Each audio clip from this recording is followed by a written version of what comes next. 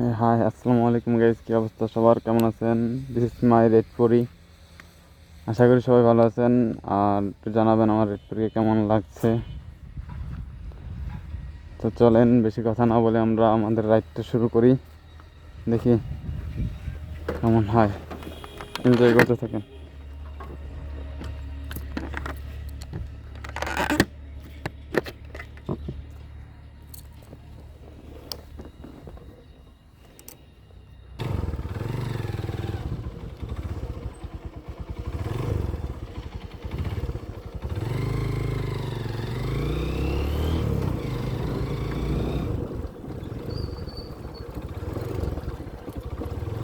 আপনারা হয়তো বা ভুল দেখতে পাচ্ছেন, আমার মিটারের স্পিড সেন্সরটা ভাঙা, তাই একটু ভুল দেখতে পাচ্ছেন। এটা আমার ফার্স্ট মোটো ব্লগ। আমার ফোন দিয়ে হেলমেটের মধ্যে হেলমেট মাউন্ট দিয়ে লাগানো, তো তাই আমার মোবাইলের অ্যাঙ্গেল ঠিক নেই। মোবাইলটা একটু বাঁকা হতে পারে। আর দেখতেই পাচ্ছেন আপনারা, আমি বারবার হেলমেটের মধ্যে হাত দিচ্ছি, হেলমেটের অ্যাঙ্গেল ঠিক করার চেষ্টা করতেছি। তো যেমনই হোক, আমার ফার্স্ট মোটো ব্লগ হিসেবে আপনারা আমার ভিডিওটাকে একটু এনজয় করবেন, একটু অ্যাডজাস্ট করে নেবেন। আর অভিজ্ঞতার জন্য জানতে চাচ্ছি যে আমার ফোনের অ্যাঙ্গেলটা কীভাবে ঠিক করতে পারবো। আমার ফোন হচ্ছে M36, স্যামসাং M36। তো একটু জানাবেন আমাকে কী করলে আমার মোবাইলের অ্যাঙ্গেলটা ঠিক থাকবে আর মোবাইল কাঁপাকাঁপি কম করবে। সবাই আমার ফোনে হাত দেওয়া, ক্যামেরার সামনে হাত দেওয়া, এইগুলো একটু অ্যাভয়েড করবেন। একটু অভিজ্ঞতা আমাকে জানাবেন আর কি, কী করলে আমার অ্যাঙ্গেলটা ঠিক থাকবে। তো দেখতে পাচ্ছেন আমি রাইড করতেছি, রাইডটা এনজয় করেন।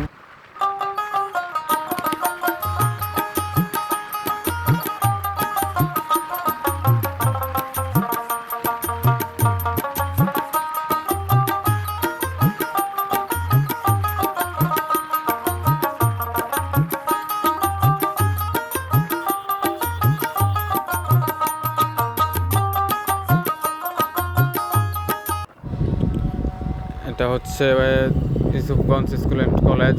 দেখতে পাচ্ছেন স্কুলের গেটের কাজ চলতেছে, যাতে শিক্ষার্থীরা টিফিনের সময় পালাতে না পারে। তাই কমিটি এবং শিক্ষকরা মিলে এই কাজটা করতেছে।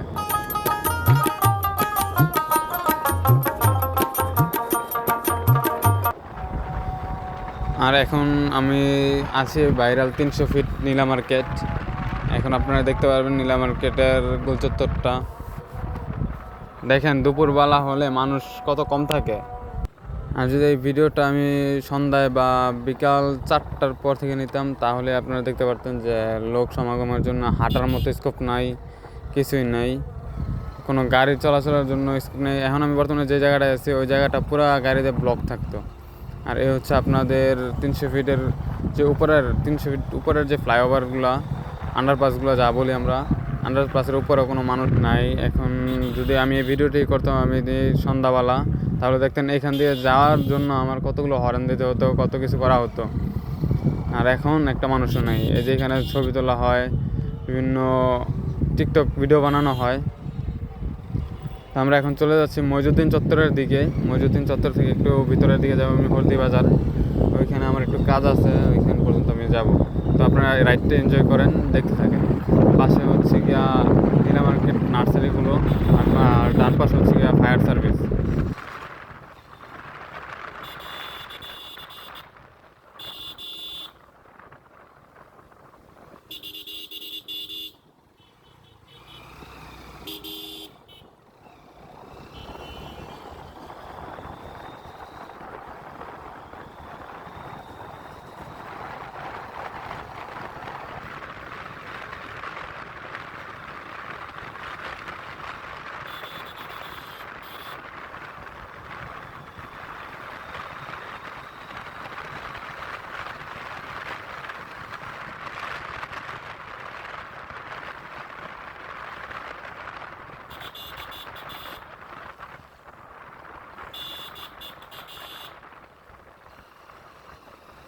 এই একটু পরে দেখতে পারবেন আপনাদের সেই মইজুদ্দিন চত্বর, যেখানে আপনারা একটু ছুটি পেলে, একটু সময় পেলে আসেন ঘুরতে, বিভিন্ন সি ফুড খেতে, বিভিন্ন রাইডে ওঠার জন্য, একটু ঘোরাঘুরি করার জন্য পূর্বাচল 300 ফিটের দিকে।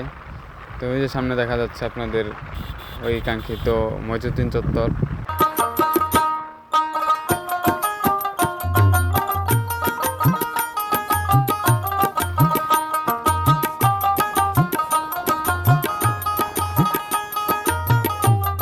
ইউটিউবে তো ভিডিও ছাড়া হয় না, তাই আপনারা হয়তো জানেন না। আমার টিকটকে যারা ফলো করে, যারা আমার টিকটক আইডিকে ফলো করে তারা জানে আমি এই গাড়িটা চালাচ্ছি আজ থেকে 8 থেকে 9 মাস হয়ে যাচ্ছে। আমার এই গাড়িটা আমার সাথে আছে।